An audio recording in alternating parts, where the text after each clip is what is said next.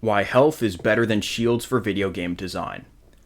Now, don't get me wrong. I like it when I'm given shields to work with, but I feel like it can be easy to implement a shield in a way that can hurt a game.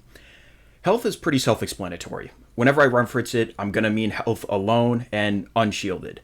Shields are not too far off from health and mainly are going to be just a similar bar, but are generally refilled through either different items or the kind I'm going to be talking about, they'll start regenerating after not taking damage for a short period of time. Now for the main idea. Automatically refilling shields is bad game design, most of the time. What they do is encourage a more passive playstyle, namely to the point of being boring to play. Lots of players like using the most effective tactic available, and if the meta includes hiding behind a wall for 10 seconds after every time you attack, a lot of players are not going to be having fun. A lot of the time, players play meta because they want to win by any means necessary, unless they're explicitly just screwing around.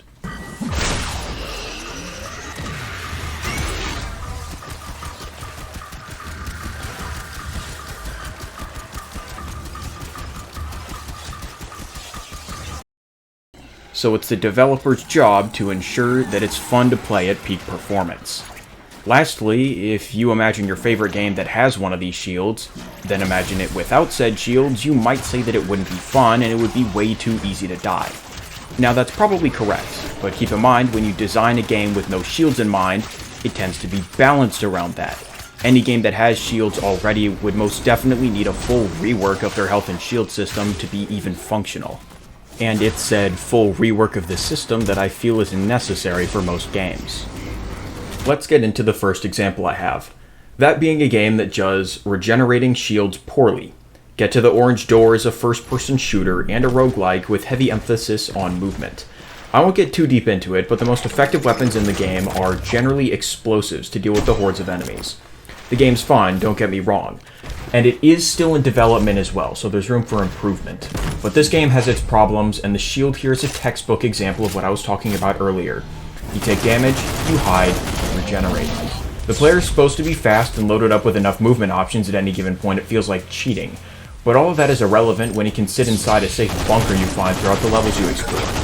I wouldn't be surprised if you could beat the game with only your starting weapon like this. Most importantly, this isn't fun. I paid to be able to zoom around the map like a Formula 1 car with wings.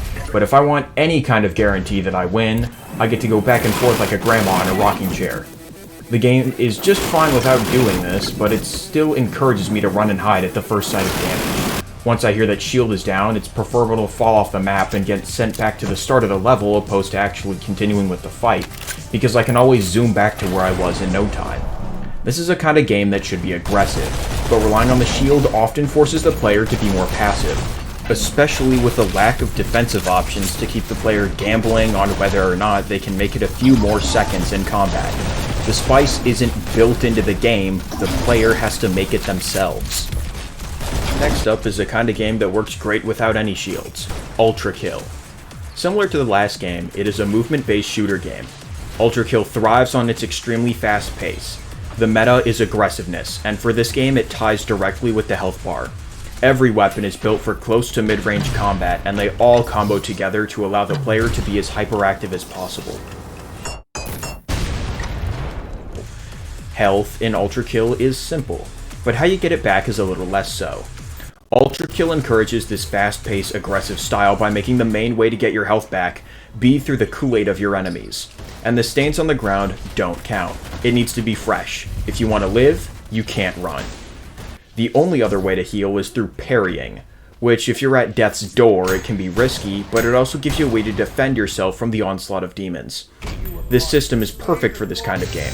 It gives the player plenty of survivability, while discouraging the player from backing down. As Maxor put it, as far as healing systems go, this is the best one because it forces the player to actually play the game to restore their health.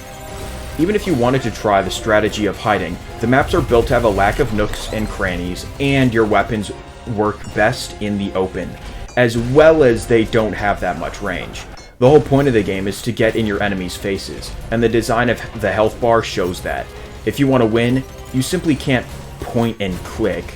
You need to use everything available, and winning like that is truly fun.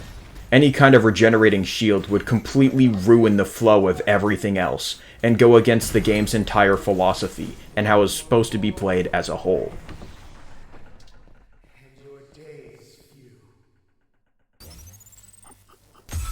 Now, I will keep this last bit short, but Fortnite is one of the best examples of how to do one of these shields correctly. When playing the Zero Builds game mode, the player's health bar has 100 health, 100 shield, and 50 overshield.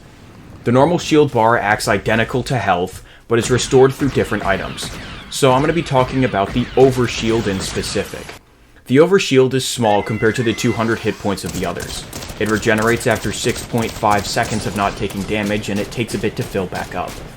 Now, yes, you can run and hide and let it regenerate in a pinch, but unlike the other two games, Fortnite is player versus player. By hiding, you give the other person the opportunity to heal themselves, push up your position, leaving you little room, and at the bare minimum, they also regenerate their own overshield. And the fact that it's only 50 points at max means that you won't get an instant free win if you have it as an advantage over your opponent.